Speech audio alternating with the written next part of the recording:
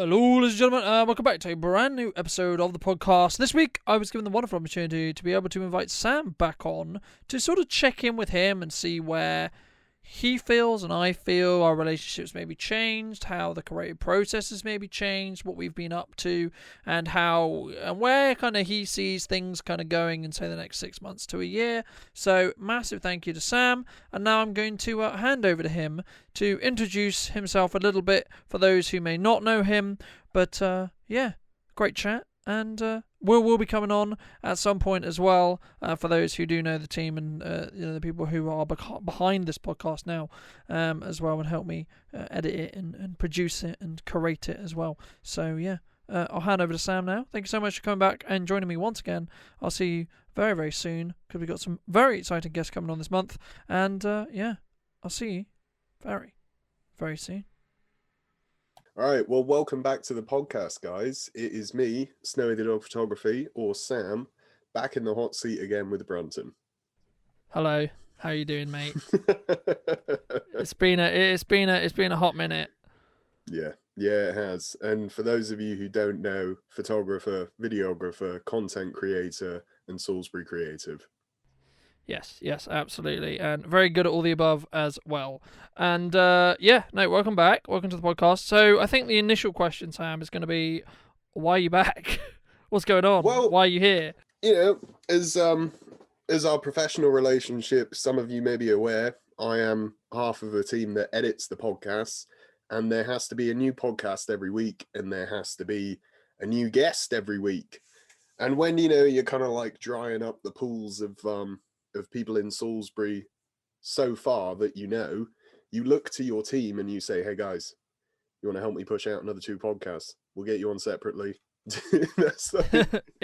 Yeah, I mean the initial conversation, because we've done this separately once, we've also done this together, was, should we do it again?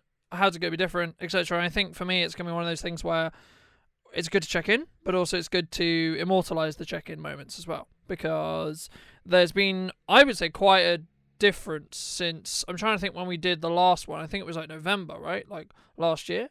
So like we are now June 21st at time of recording. And as I was saying to Sam a little bit before, apologies if I'm not my bubbly self. I'm day, like, hours out from my vaccine, so I'm a bit drained on energy, but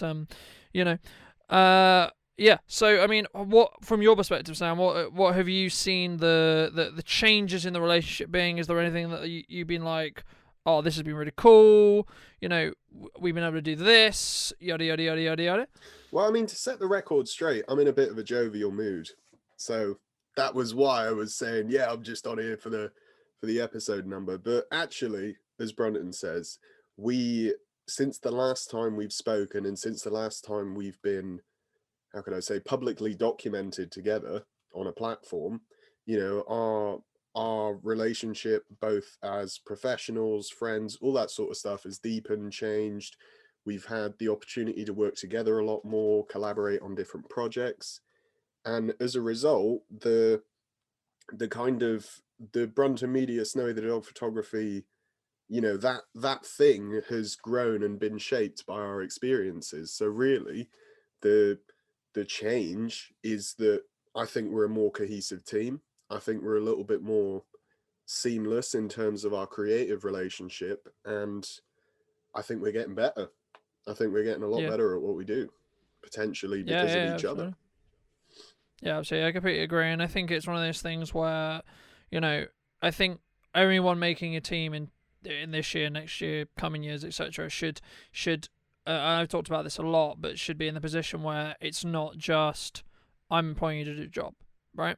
Because at the end of the day, as a freelancer yourself, right, and just for clarity, like Sam, Will, and etc., and anyone I work with, yes, they're part of the team, but they are freelancers, right? They are not officially employed by me. There is a contract, state of agreement, right, that allows us to do what we do. But the reason why it's that way is not because it's better to do it that way or so on. It's because that's what's best for the team at the moment, right? We had, correct me if I'm wrong here, Sam, but we had a legitimate conversation multiple times, and we try to have them every month, where we talk about, okay, firstly, is what you are doing for me at the moment necessarily what is helping you on your journey? Number one. Number two is how is the relationship? Do you want it to be more permanent? Do you want it to be more employee-esque, or would you rather still keep it as a freelance-esque agreement? In that respect as well. So I think I'll throw it back to you. But what for those who may not be aware or thinking about maybe building their own team, what would you say to people who are against necessarily freelancers? Because I think there's a misconception sometimes where people are like, oh, we have to employ within the company to get the job done and to have that trust and to have that rapport and to have that kind of, for it to work cohesively.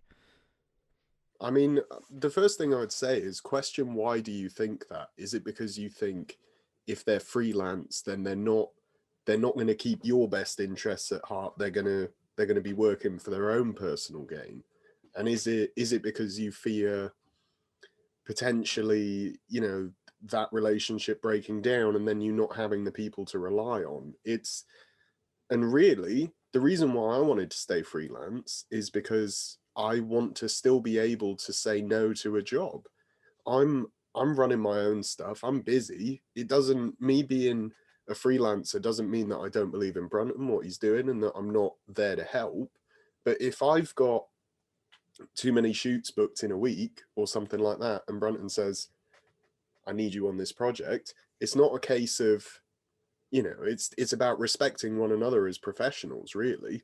And to look at it from that perspective of respecting each other as professionals, that, in my opinion, helps make the relationship stronger, because you're starting from a standpoint, yes, Brunton is the employer, and there is the little bit of hierarchy in there, but everyone's got respect for each other, and that just helps the team work together more cohesively. Yeah, but I think there has to be in some context, right? Like on a set specifically, and when we're on there to do a job for a client, whether you're there for doing behind the scenes of me or whether you're there to help assist on the project, doesn't actually matter, because arguably it's my client, right? The client knows me, etc., and there needs to be some level of hierarchy for it to work, right? Because otherwise what's going to happen is there needs to be decisions that are made, and decisions need to be made quickly, especially on a set, because every minute on set costs money, whether that's money for me, money for the client, or both. It costs money, right? So we're there to do a job, so we need to get that job done as soon as we can and without sacrificing quality, right? So that's why having more people on set, especially when it comes to creative problem solving, which I'm sure we'll get into later on in the podcast a little bit, is that kind of is that thing. And I think one of the main, correct me if I'm wrong here, but I think one of the main things that strives us apart differently in how we work is allowing the gap and the space to be able to grow, for you to choose. Not I come to you with an opportunity, and that doesn't mean necessarily, and that I have other people I can go to, that means you don't need to take every job, because I don't need you to take every job, right? I go to you out of respect, and I go to Will and etc. out of respect, because you were the first in the team. Out of respect, I come to you first with the job, but that doesn't mean necessarily that you'll be on the project. It gives you the opportunity, and you get a heads up on, this is an opportunity, do you want it?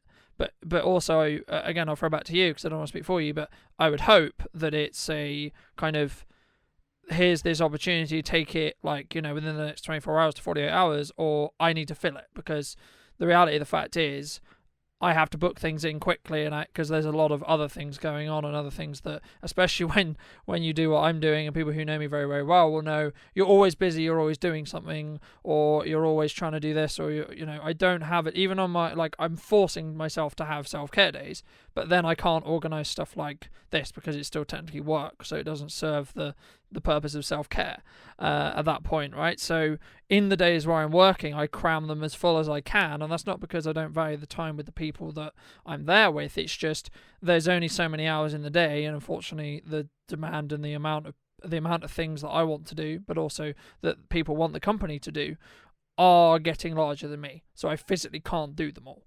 And I'll give you a very key example. There was a project a couple of weeks ago, at the time of filming anyway, that I was basically, I didn't touch camera on at all, which is very, very weird for me because for a long time I was very used to, I film everything, I edit everything, I liaise with the client, I. And the thing is, since I've started working with you guys as well and other freelancers, I've realised that actually you can get a better product if you split the roles up a bit more and you put the, I guess, the needs or the wants or the responsibility for specific actions on another member of the team or another freelancer, etc., however you want to perceive it. So I mean, like, what would you agree with that? Would you like, what are your thoughts on that? Have you seen sort of a development in that yourself? Yeah, I would agree with that statement. As a business owner, you're kind of like pizza dough. If you stretch yourself too thin, you're gonna fall apart. If you're not, to a certain extent, outsourcing or relying on other people to support you, you're running all off your own back and all off your own steam. And if, in Brunton's case, you have a COVID jab, like, you might not be at 100%. If in my case, you've got terrible hay fever, which is why I sound like this, like, everyone's going to have off days, and you are able, when you work with others, to get that support at the times that you need it. And something you mentioned as well is room for growth. It's so helpful to have that room for growth as individuals, but also together as a team, because growth as an individual equals growth as a team. Because, people always say there are like phrases which get banded around a lot, like a chain is only as strong as its weakest link and things like that.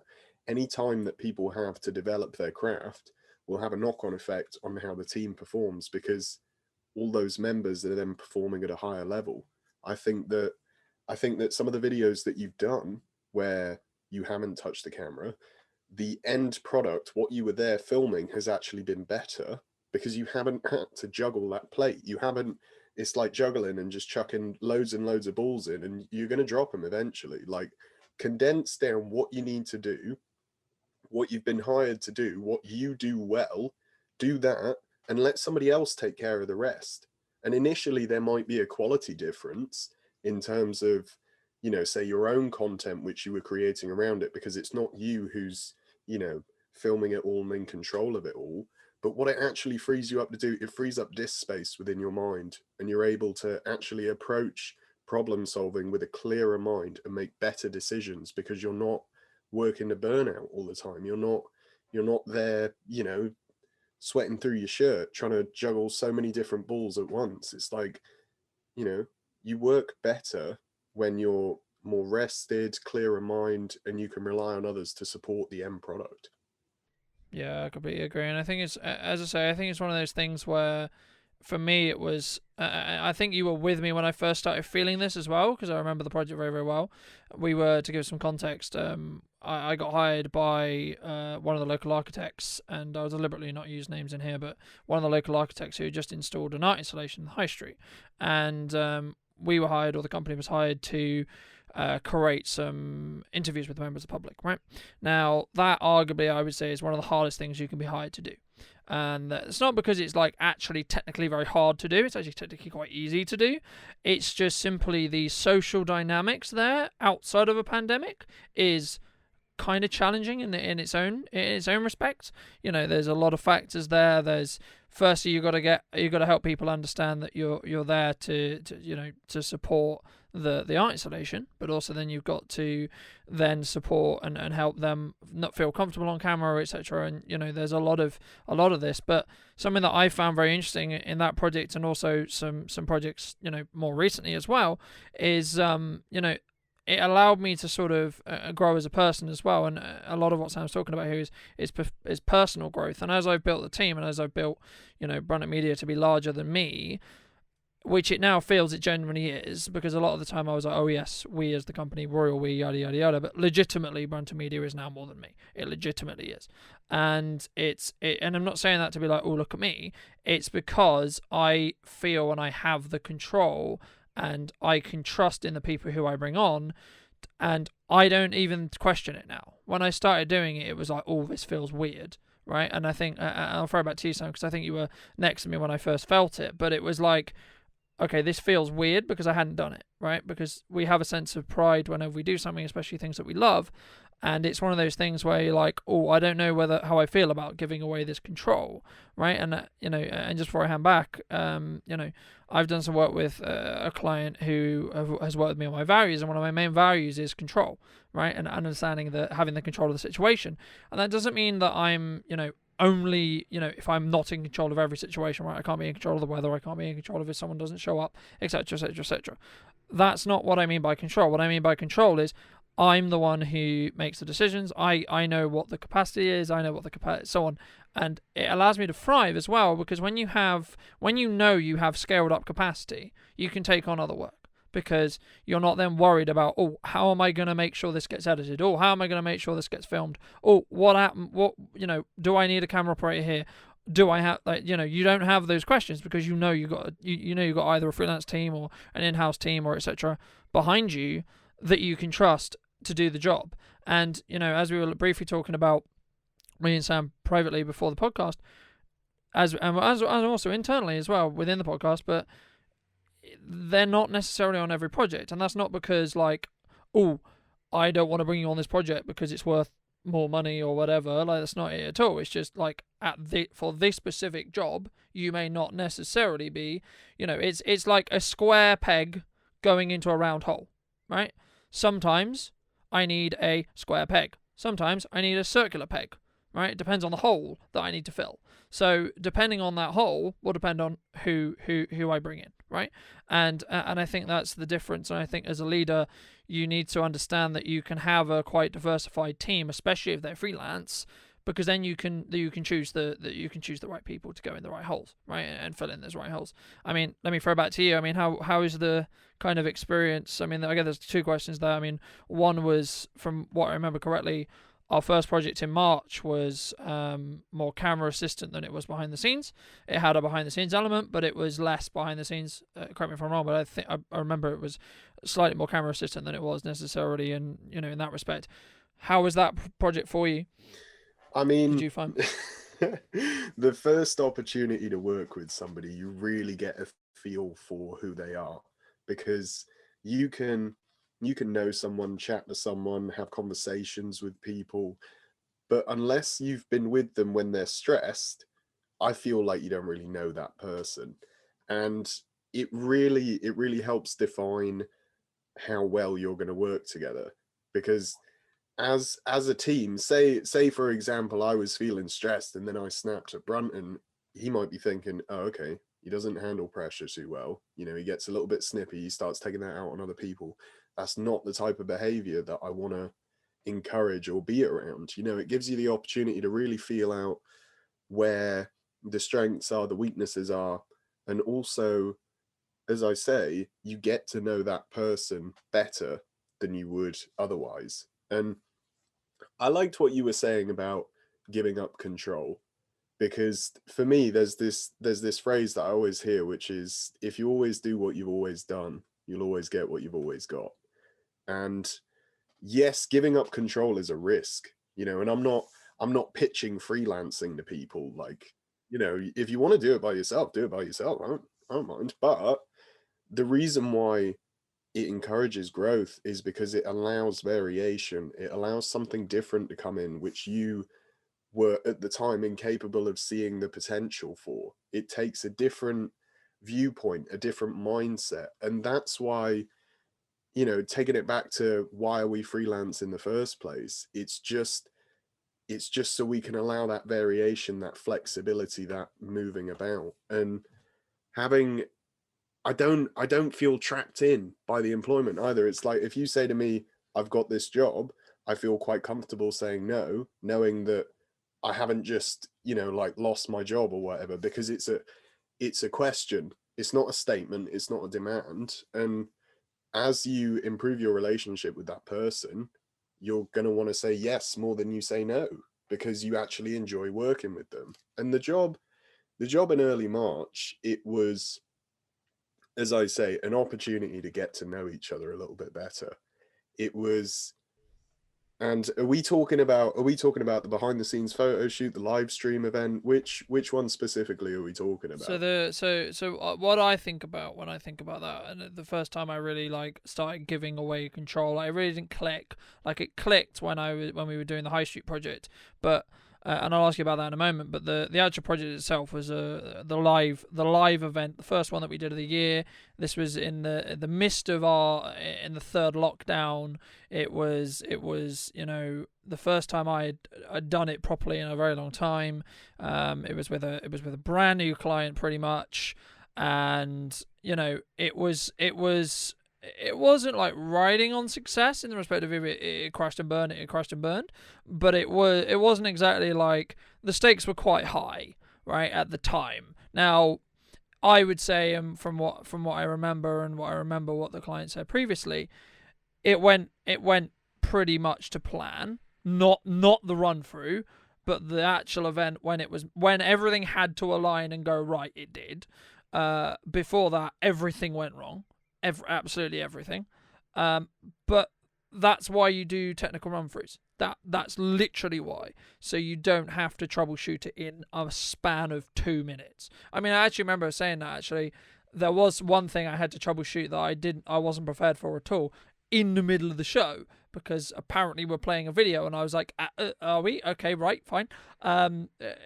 Again, but yeah, I think it's one of those things where, once you start doing it, and it reminds me of a trust fall quite a lot, right? Because once you have done it once, you'll do it again. Once you do it, and so on, and you keep doing it, but you get more comfortable about doing it. But the first time is always like, oh my god, what if I hit the floor? And I think, did you? I mean, let me ask you. Like, when we were doing the High Street project, I think I told you how I was feeling at the time. But what was your perspective? I mean, I'm interested to hear, because it allows me to give a different perspective and a different understanding. Firstly, did I? Because I can't. It's a vague memory, to be honest. But how did you find that process? Because that was, I think, the first time for us specifically where you were really in the client's eyes, but also in my eyes, and to everyone that I surround myself with, legitimately part of Brunton Media at that point. You were representing the company. That, in my perspective, that's what you were doing. Yeah, I mean, I personally quite enjoyed it. There's having, as you say, interviews with the public besides a global pandemic. Like, just interviews with the public in it of itself is a difficult task, because, I mean, we even had this. We had like people who were a few parsnips short of a roast dinner coming by and, like, giving their opinions, and you're kind of like, right, okay, we got to move on. We stick and move, and like try and, because you have a goal for the video that you're shooting, and you want to do everything you can. You want to take the actions to support that end narrative, and having the, what is the right word? The unpredictability, the sort of unknown variant that is the general public, is a very difficult stress to manage by yourself. And it comes back to that thing of, don't try and spin all the plates by yourself. The way we set it up is that Brunton was behind the camera. He was manning the settings. He was, checking exposure, all that sort of stuff, pressing go, checking audio levels. And I was interviewing members of the public, and that could chop and change. We could switch, we could do that sort of stuff. But having two people there instead of one was a key difference, because it's even felt in the way that you're coming across to clients, that you're not so panicky and you're not so stressed, because you know that they're taking care of that. So you come across as more relaxed, and it really helps that sense of comfort, knowing that there's someone in your corner, but also, that you don't have to do it by yourself. Yeah. It's that kind of like, if this goes to shit, okay, we're not in fire, we're in fire together, which means we can probably get out of fire together, right? Like, in that respect. But I think, for me, as I say, it was, and it isn't like, whenever you make one of these decisions that I would argue is a big growth decision for you personally or for the company or whatever, and there will be a world, and we've discussed this internally, where I will employ, not necessarily Sam or Will or whoever, but I will be employing people, e.g. you will work for the company. if that's the decision that makes sense for the company. At the moment, the decision that makes sense for the company is to have more of a flex relationship, because there isn't the consistent demand that is needed to have an employee. And also, it's just easier from a logistical standpoint as well. But also, as I say, it suits the people I'm working with as well, as we've discussed a little bit earlier. But I think the main thing for me is when you think about it, because for a long time people were like, well, why are you, you're a CEO of you, right? Like, there's a lot of this conversation when you start in a company and you want to grow it, and you are legitimately growing a team and so on. But a lot of you personally as an owner, you have to think about it as if you have a team from day one, and if you don't, you need to change your mindset, because then you'll never have a team, right? If I never said we as a company, we as Brunton Media, we do this, yes, I'm the core of the company, but I will always be the core of the company, right? Because that's what a director or a CEO or whatever has to be, because I work for the team. No matter how big the team is, no matter whether the team's freelance or not, at the end of the day, I'm the person who pays the bills, right? So I have to work for the company, and I have to work to make sure the company has the funding to be able to fund the team. Otherwise, I cease to have a team, because that's it's the same when you do anything, right? Like, I work for my clients, right? I serve them. Without them, I don't have a business, right? Like, and I found that out very, very, very, very early on. And to an extent, the customer, the concept of the customer is right. Yes, that's true, with a pinch of salt, because you also need to remember, you also need to ask yourself, why are you being brought on the project in the first place, right? If that client, and I've had this, and I'm sure Sam will have it if he hasn't already, but I'm sure he has in some ways. Why are you hiring in a production company? Why are you hiring in someone if you're not going to listen to their advice? Because clearly you expect them to understand, and you for whatever reason you hired them, right? Whether they're £5 or £5,000, right? It doesn't matter. You're still hiring them in for a reason, right? So that reason, in my opinion, should be because you value their experience, you value their understanding, you value whatever they offer, and you would do it yourself if you had the same level of experience, knowledge, gear, etc. So, like, ask yourself, like, why are you hiring this person in? Because if you're not willing to listen to them, it's not like the person, like if a client came to me and said, oh, can we do this? I would say, that's a great idea, but here's why it doesn't work. But we can take that concept and do it this way if you want, right? It's my job to help take their idea and make it reality, because that's why you would hire a production company, right? Because you have an idea for a video, or you have an idea for a video series, or etc., or you've been told that you should do video, and then it's my job or the team's job or both to help you showcase that vision, to put that vision into reality. So part of our job is to help facilitate that, but also to be able to, and I would hope that I only work with clients that I can feel comfortable enough to say, actually, that's a really good idea, or actually, that's a really shit idea. But whenever I say it's a really shit idea, it's not because it's actually a shit idea, it's because the execution of that idea may not necessarily be optimal. So let's look at it and let's say, how can we do this same idea and actually change it so it works for the project and fits, and here's why, and here's, in my experience, why it doesn't work, etc. I mean, let me throw back to you, Sam. Have you seen that either when we've worked together, as in internally, or you've seen it maybe when I've been on set, perhaps? Or maybe yourself. Have you found that personally? I most definitely have. In my opinion, to be successful, you have to have an open mind. You have to be willing to listen to other people on a day-to-day basis. Even if it isn't a business decision that I'm taking, it might just be, I've done something. I might seek a second opinion on it because I respect that person's opinion. I know that they have technical expertise, but I'll also chat to that person. It might be Brunton, it might be somebody else, because I respect the fact that they're going to give me a different perspective on it. To try and achieve things by yourself with a closed mind, it almost always ends up in burnout, like a crash and burn. And the open mind and gathering as much perspective as possible only ever makes you stronger. It's my experience that whenever I share a project with somebody, I'm not looking for them to go, yeah, you're great, Sam, you're amazing. It's like I hear enough of that in my own head. Like, that's my own issues. But I want them to say, do you know, I really like that, but I think we can make it stronger by doing this.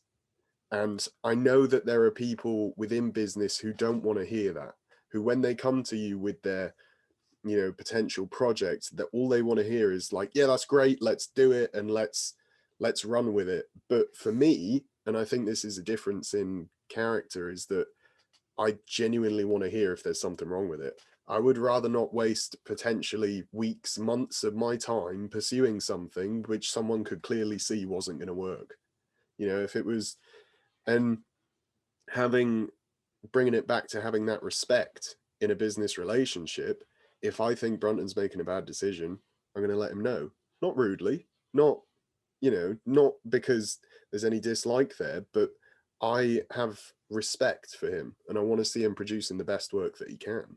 So it really is about that alternative perspective. It's not about criticism. It's not about shutting out someone else's opinions or thoughts. Dog. It's not about shutting out alternate approaches. It's about incorporating as much of that as possible into the final product. Because as you well know, whatever you start out with, what you think a project is going to look like, it just does not look like that by the end of it. It's just never going to, because it's a creative process. It grows, it adapts, it changes. And at the end of it, everything you learn along that journey has gone into making that product. If you knew everything before you started it, then the product would look the same at the end. It is about that growth and that change that comes along with creating something. So incorporate other people's opinions, chat to as many people as possible. And a production company as well takes the stress away from you. You don't have to think about, oh my God, what am I going to do for lighting? This is a really dark room. It's like, no, respect your time as a business owner and just get someone else to worry about that so you can worry about running your own business. Where, like, if I wanted my hair cut, I wouldn't try and learn how to cut my own hair, right? I would just pay someone slightly higher than I could probably do it for myself to cut my hair and save me the time, energy, and effort, and it will look good, because I would hope and I would believe that by them being a professional hairdresser or barber or etc., they would be able to do it better than me, faster than me, and I'm willing to pay for that, because it's also the point of like outsourcing as well, right? Like, let's say for example, this podcast took me 3 hours to edit, right? It did. I used to edit it, and then I was like, well, why don't I just outsource it, and as long as I'm making more money than the money I'm spending, I'm in profit, right? Now, don't get me wrong, that doesn't make the leap of suddenly having more bills to pay and suddenly more people to answer to when it comes to money any less harder to make, right? But it is something to think about, and you also need to ask yourself, well, is this a growth step? Is this going to help me free up more? What is your factor that, there's two factors in life that most business owners run into. Number one, you don't have any time. Number two, you don't have any money, right? So you either got no money, right? When then you got loads of time. Okay, so how are you going to use that time effectively to grow the company? Or you've got money and no time, right?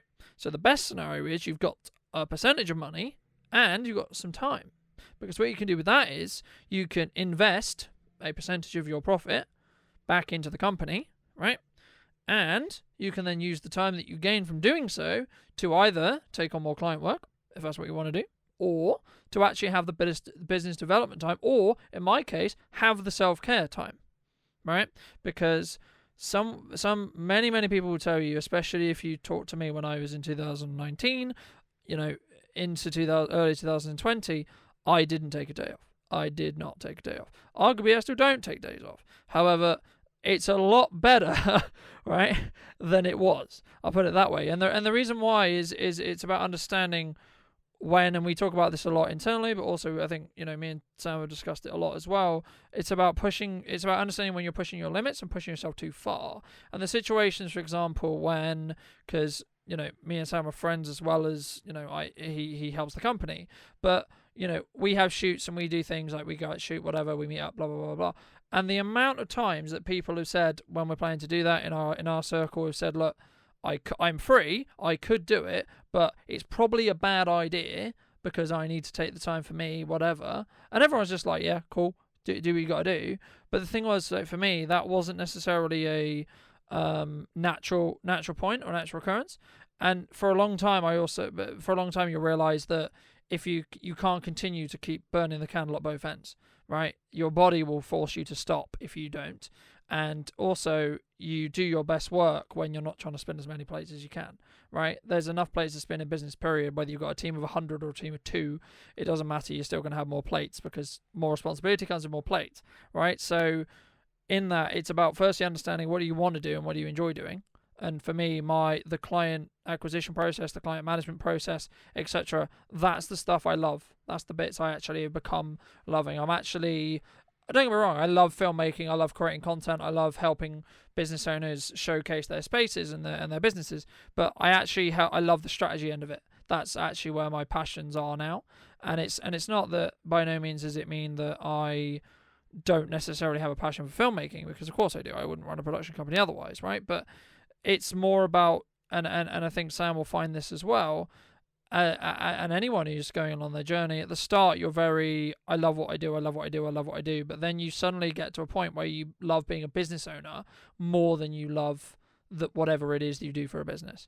I still have to do what I do for a business, but for me, I've realized I want to get where I want to get with the company requires me to build a team, requires me to lose the connection to the control, right? Lose the connection to, I created this project from scratch, because there's a reason why Hollywood films have crews of 100 plus people, right? There's a reason why most TV commercials have crews of 50 plus people, right?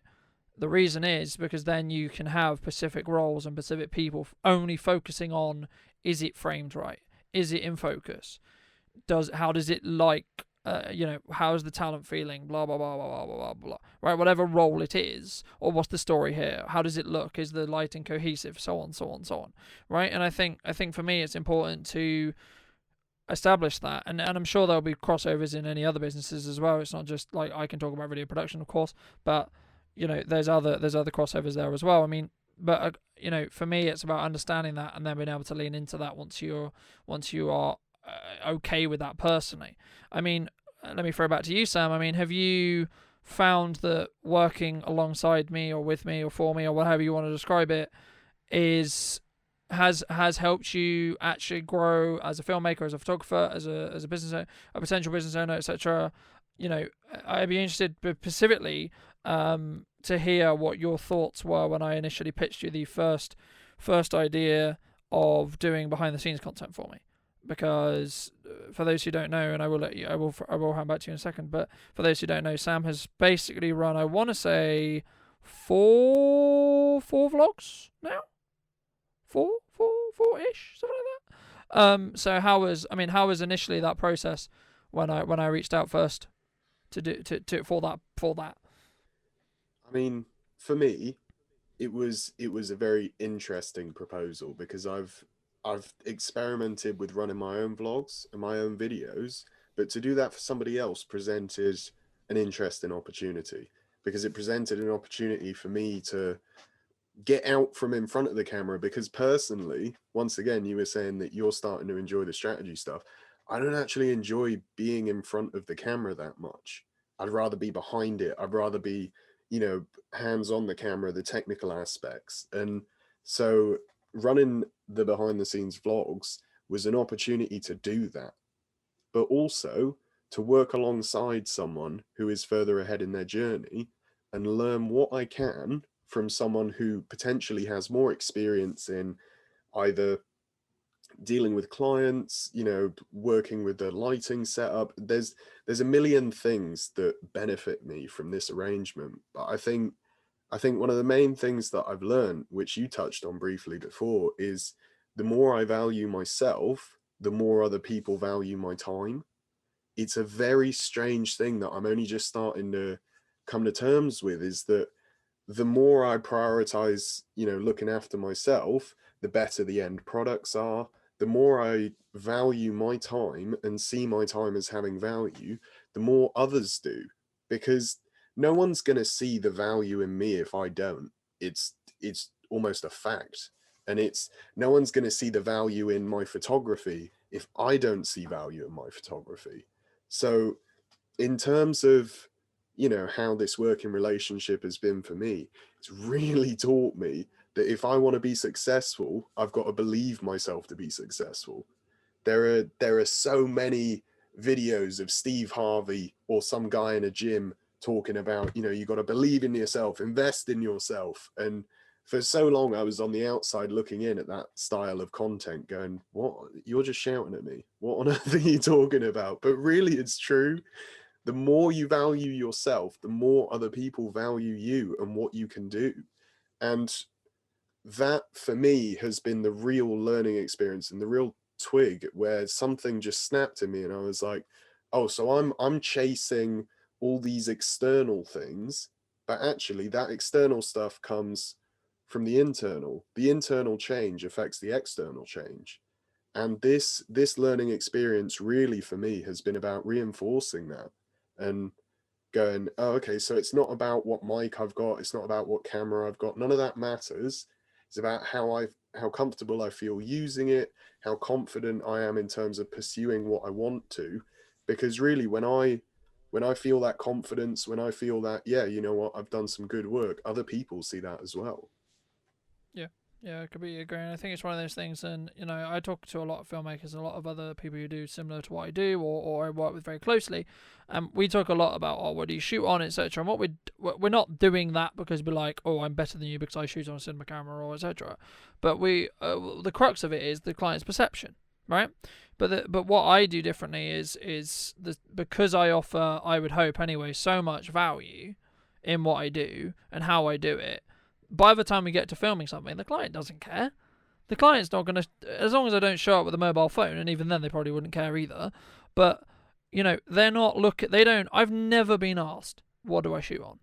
Ever. I have never had a client ask, and we joke internally about, oh, I shoot Nikon and this and this and this, and Sam shoots Canon and so on, and we have friends who shoot Sony and etc. But the reality of the fact is, what's the content? Is the content valuable to someone's business, yes or no? That's it. That's the reality, right? Is this podcast valuable to my business, yes or no? Is the promotional video I'm creating this business valuable to their business, yes or no?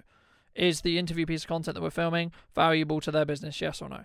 Right? That's actually what matters. It doesn't matter, to an extent quality matters. Yes, it does. In regards to video quality, audio quality, yada, yada, yada. But learn how you can use what you have. Right, and we were talking about it the other night. We were talking about, well, I could arguably create the videos I create. Yes, it's easier with the equipment I have at the moment. But let's say all my equipment gets stolen or it gets broken or whatever. I would still be able to create the content that I do with a lesser camera. Right, arguably lesser camera. And I think that's the principle there is, are you seeing the limitations of your camera maybe at the moment if you're a photographer or a videographer, or the limitations you have necessarily as challenges, something that, e.g. something you can overcome? Or is it something that this is a wall I can't overcome, right? I could, like, for example, like, even if it's like how much you earn per project, right? Or what your day rate is, okay? Well, is that a challenge? Do you want to get to, I'm on the journey to get to X, right? Or do you feel, actually no, because I've been told for a long time, or I only feel I'm only worth this? Okay, well, what's the problem there? The problem there is you don't necessarily understand what you have to do and how much value you have to add and what other things you have to do to be able to earn whatever it is, right? And we could be talking, small things, as in you could go from £50 to £100, right? Or we could be going from larger jumps to, say, £1,000 a project to £10,000 a project, And I know someone wants to mention something, so I'll hand back to him. But I think there's that. It's in your own mind, and you are going to lose clients if you make leaps like that. But you need to also understand that losing clients or not working with people necessarily for long periods of time, or changing how you work with them, that's not a bad thing. That means you're growing. Because if you're as long as you're getting more clients in than you're losing, then you're still having a company that's growing. And even then, it doesn't really matter, because if, say, for example, you had 5 clients paying you £100, but then you get 2 that are paying you 10 grand, you made more money, and you're going to work with those 2. But yeah. So. Yeah, I mean, what I wanted to say is that I don't really want to go on the record as saying gear doesn't matter. I don't want to add to the crescendo of content that exists out there saying that. But what I do want to say is that honestly, the best example I can think of, I was having a conversation with Cleo Capture today, who's a photographer in Salisbury, and I said, look, I think your work's fantastic. And I asked her, I was like, can you send me some before and afters of your edits? And she was like, yeah, sure, sends me them. And I'm like, that's incredible.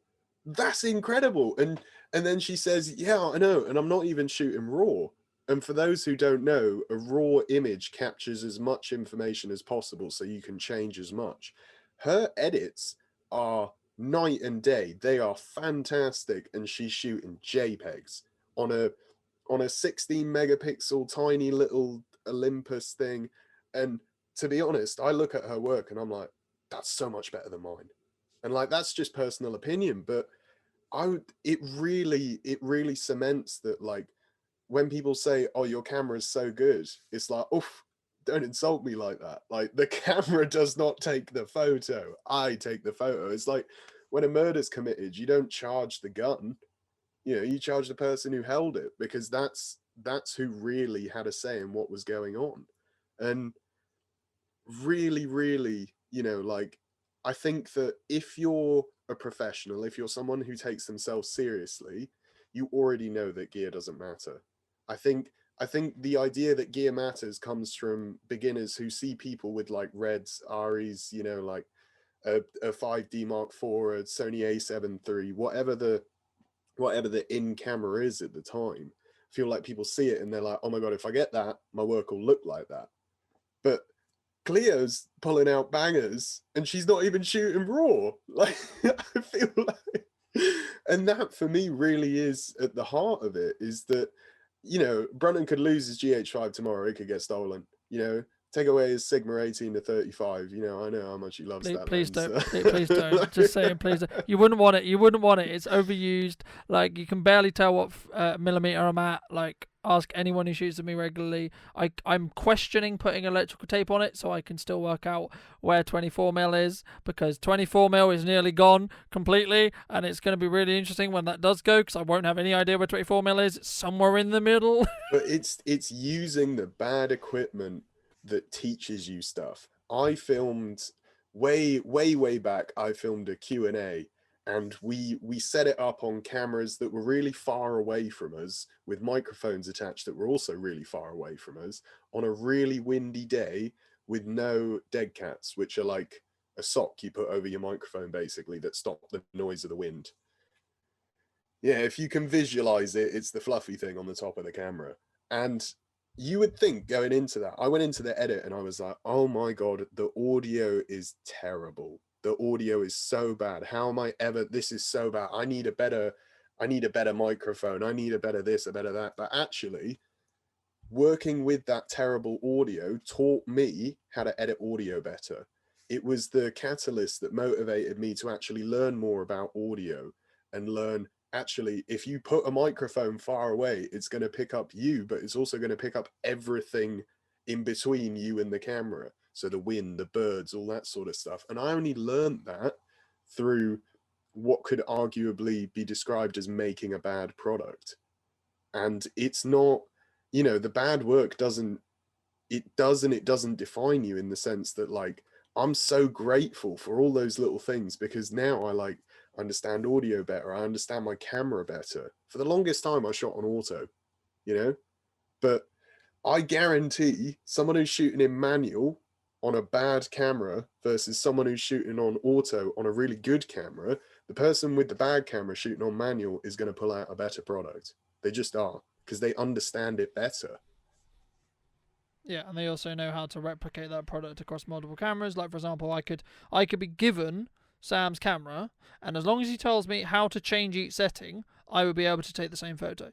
Literally the same, right? I very rarely use Canons. I couldn't tell you where in the menus anything is. So that's the only thing, and that's something you'll learn and something you'll adapt. And I think, and I'm conscious of time, so let's wrap up soon. But I think for me, I think it's really valuable to firstly reflect on where we've been, but also, the following question comes to that. Well, let's say we did one again at the end of the year. right? In 6 months' time, so it's Christmas time, hooray!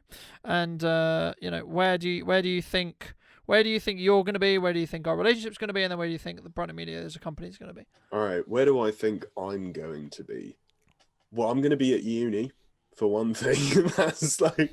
That's almost a definite. But in terms of my creativity and my creative process, when asked what I'm going to do with my life, I just say I'm going to keep moving forward. I have the goalposts of just becoming better. I don't mind what form that comes in. I'd just like to become better. And the more I do stuff, the more I take photos, the more I take videos, the better I get at it. And that's where I see myself going. I'd really like to, over the summer, create some short film music videos that I've got planned. I've been scripting them and experimenting with different stuff. So I want to see those projects come off. And then where do I think you're going to be is a very good question. And because of the amount of stress that you're under, I can see one or two things happening, which is either you flourish or, you wither. It's, yeah. But honestly, I don't see that happening. The more you let other people in to support you and your business and your process, the better I see you performing. Because it's like that, those 3 hours you mentioned that you used to edit the podcast, that's a shoot. That's a 500 to a grand's worth of shooting time. You can't get that back in the past, but you can make time for it in the future. And where I see the relationship as a whole, it's just that more seamless, that more creatives have something called flow state, and something that we're working on is getting better at being in flow state together. Because it's like when I see that he's in flow state, I just leave him alone. I'm like, oh, I better not interrupt him. But as a creative team, I want to see us in flow state together and seeing what we can create with the raw creativity that we possess. Absolutely, and I think the initial question is, why did I split those up, right? And I've said from the beginning, and the reason why I split those up is because we may find actually one of those is not true, right? Brunton Media could end tomorrow. Genuinely could. I don't think it's going to, just for the record, but it could, right?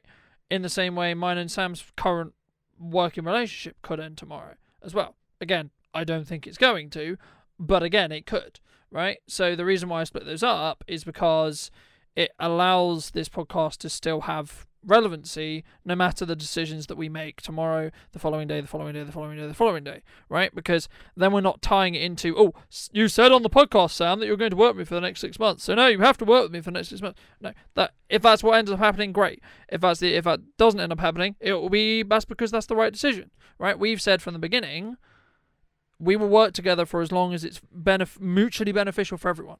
Right? And the reason why we have quote unquote team meetings is not just so we can have social time together, which is obviously a bonus, but it's also so we can check in to see, is this still what you want to do? Is what you're doing at the moment currently what you still want to do? Are you still gaining value? Are you still enjoying it? Right? And if you're not, then okay, is there another role that I can give you? Is there another solution? Is that, do you want more behind the scenes stuff? Do you want more podcast stuff? What is it that you want more of? Okay, cool. Maybe I can help facilitate that.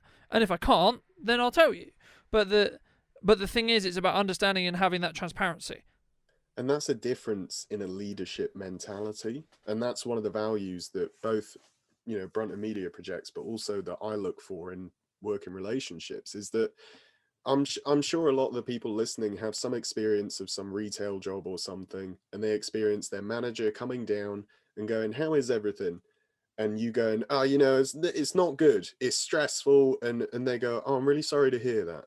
And they just carry on.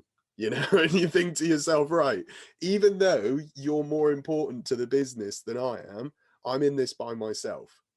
But having those team meetings, connecting, offering different perspective is the opportunity to do business differently.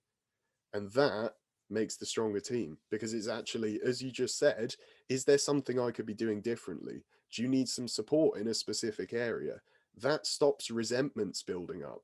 I can list on both hands the amount of people I've got resentments for because they never took the time to actually try and build something with me. They just expected me to do things a certain way. Putting that time in, investing that time in your relationships stops resentments, and it allows you to work better as a team. So the team meetings are key, because if we didn't have them, we'd probably be mad at each other all the time. Yeah, and it wouldn't even be necessarily that we're mad at each other, but there would be this kind of passive, we know we're not cool, there's something else going on here.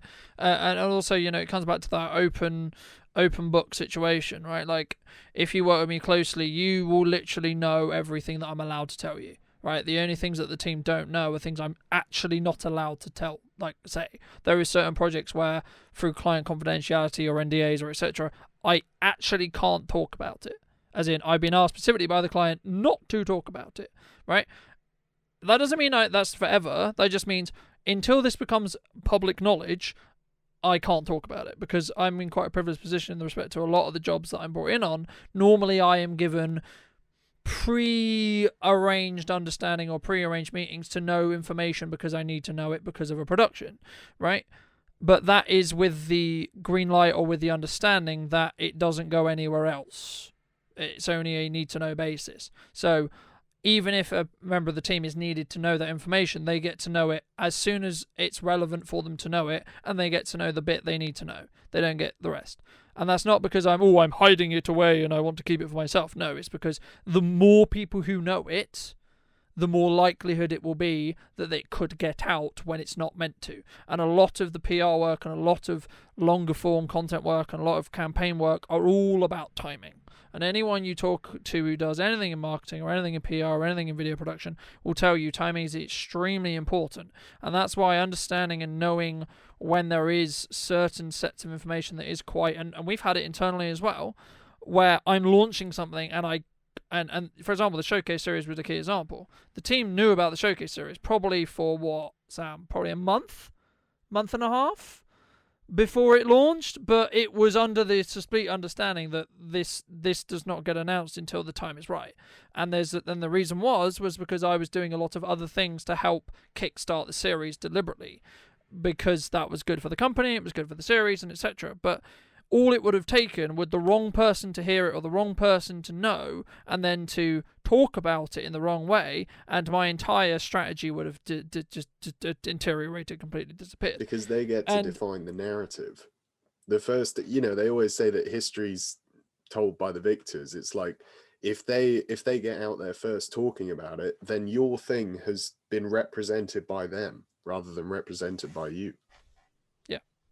And that's why it's important, and that's why I like saying on the record that I would hope that a client could come to me and would have the respect and understanding and would have the trust in me that if they do tell me stuff, that it's not going to go to people who it doesn't need to go to, and the only bits of information that would be told would be absolutely need to know.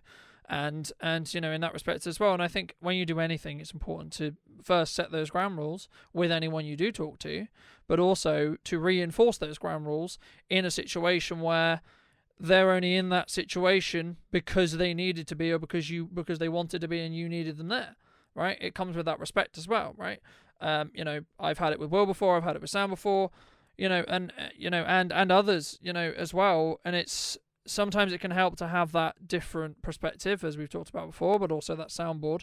But also, again, it's like anything. If you go to someone in confidence, then you expect it to stay confidential, right? In that respect, you don't expect to go on Facebook or go on Instagram or whatever and then see it minutes later or hours later or days later, And it has that level of respect. But also, if that did happen, it's about understanding how that person felt about it from the other side and how you can avoid it, right? Because mistakes happen. I'm not going to pretend that mistakes don't, because they do. But it's about how do you react to that mistake and how can you resolve the mistake instead, so it doesn't happen again. And as you probably heard to death by now, Sam, I'm going to ask my age-old end question now, and it's going to give you an opportunity to be able to ask me a question that you may have had or not, or throw in a topic for us to discuss for a couple of minutes if you have one. So over to you, sir. I mean, I edit this podcast on a pretty much weekly basis. I hear him ask at the end of every podcast, now, is there a topic that you'd like to discuss? I always like to give them the opportunity to throw something in there. And yeah, I did not prepare a question.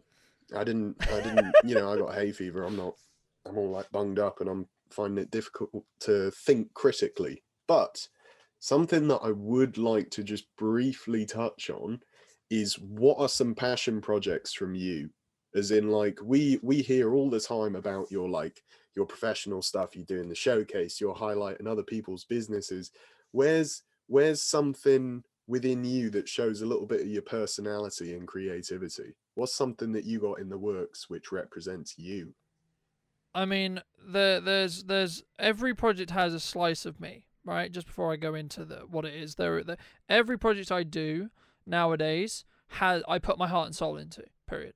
Because I'm in the very fortunate position where I can basically pick and choose every project I want. Right? If I don't want a project, I can refer it, or I don't need to take it. I'm very fortunate, very grateful to be in that position. So, in that respect, every project, but also there is some longer term projects in the works that I would love to do. A couple being short films, a couple being documentaries, but the one that's probably going to start production soon is, for the last, I want to say 3.5 to 4 years, I've done a yearly massive promotional video with no strings attached and just pure for me, not for anyone else, not for a client, not for anything else. A couple of examples would be the one I did in 2019. Another one would be Stay Strong Salisbury that I did at the start of 2020. Those were the definition of me putting my heart into a project, right? And I've said to myself, let's get to halfway through the year, and then you're going to put some time into a big promotional piece, right? I like promotional videos. I love promotional videos. I'm lucky enough to be able to have a percentage of my living from promotional videos. However, there's nothing quite like having no budget and no one to, quote unquote, to answer to when you create a project or a documentary or whatever, because you have complete control. You have complete and utter control. That it doesn't have to be approved by anyone. It doesn't have to be this and this and this. But even the showcase series as a series is also that for me, because again, just to reiterate, and I know I talk about it a lot, but that series I don't make money from. I never intend to make money from. That's not the point. I get some passive advertising from it. Yes, good, cool. Yes, I get some marketing from it. Yes, it's a good idea to do. It gets my name known, etc., etc., etc.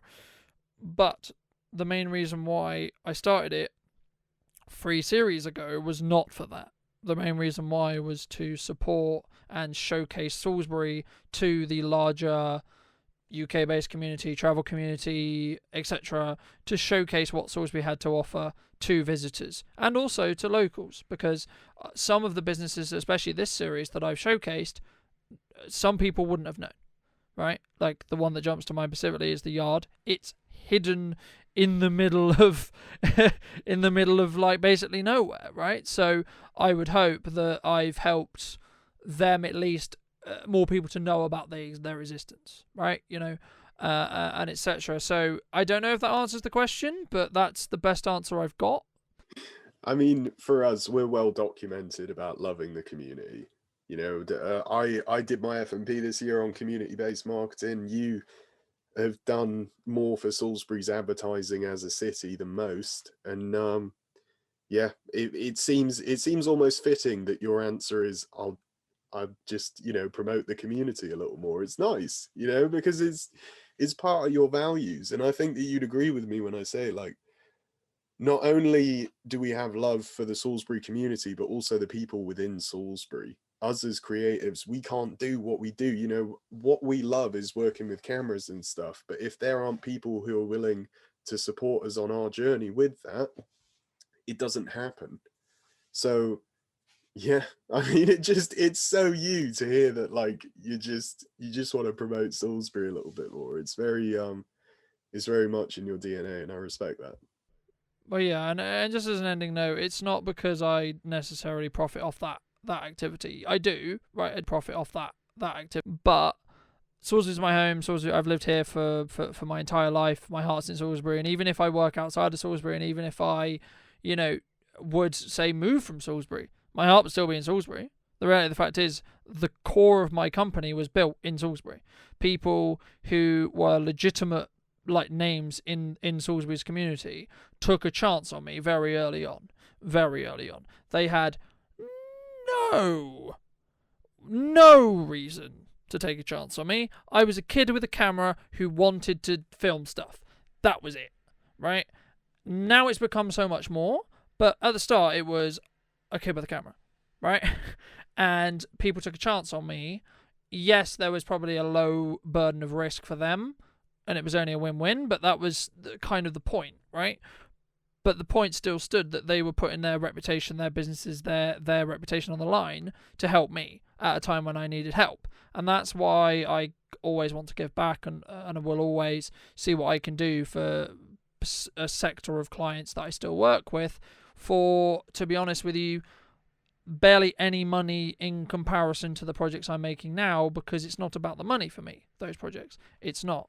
It's to give back to those businesses, as I say, who allowed me to actually build my company to the point where it is now, because I wouldn't be able to do the projects I'm doing now if it wasn't for them giving me the opportunity in the first place, and actually being able to use their business in one way or another and attach myself to their reputation in one way or another. Because whenever we work with anyone, we do establish somewhat of our reputation to one another, right? Like in the same way, like I imagine a percentage of people who know Sam now only know Sam through initially through me, right? Then they get to know him, perhaps, right? That's obviously not the only way people get to know Sam, of course, right? But it's a way, right? In the same way, some of the businesses that I've showcased, I'm sure that's true as well. I'm not saying that to be like, oh, look at me, I'm the only thing. No, right? But I would hope, and if I'm doing my job right, arguably that needs to be true. That should be true, right? Well, yeah, you'd hope that I would get some passive advertising from working with you.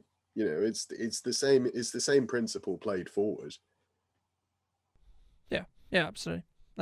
And talking about which, Sam, if people would like to find out more about you and see more of your work, and where can they do that? Where's the best place to look for my that? opportunity to plug myself? Absolutely. Because if someone has sat an hour and 5 minutes and listening to us talk, then they are probably really, really, really intrigued about what you do and how you do it and why you do it. Well, thank you to you for listening. It's yeah, I mean, Instagram, Snowy the Dog Photography. I have a website now, snowydogphotography.squarespace.com. I haven't bought my own domain yet. I've got I've got email, snowthedogphotography@gmail.com. And to be honest with you, I'm just happy to grab a drink and chat about creative stuff. It's like my favorite thing to do, just chat to other creatives, collaborate, grow, learn, all the good stuff, all the stuff that I'm meant to say. Yeah. Love it. Thank you, mate. Appreciate it. Hey, thank you guys for listening. We'll speak soon. Thank you for joining me, ladies and gents. I hope you enjoyed it, and I hope you took some value from mine and Sam's conversation. I personally really enjoyed catching up with him once again, and yeah, it was just great to be able to sort of hear his perspective when there isn't any pressure or deadlines or etc. And also, I think it was valuable for those of you who may be looking to develop your team and grow your company, or at least think about in that direction, as well as we hopefully come out of the COVID situation that we're currently all in and living through. So thank you so much for coming back once again. If you did enjoy this video, I'd love to hear what you think in the comment section down below, and I'll see you very, very soon.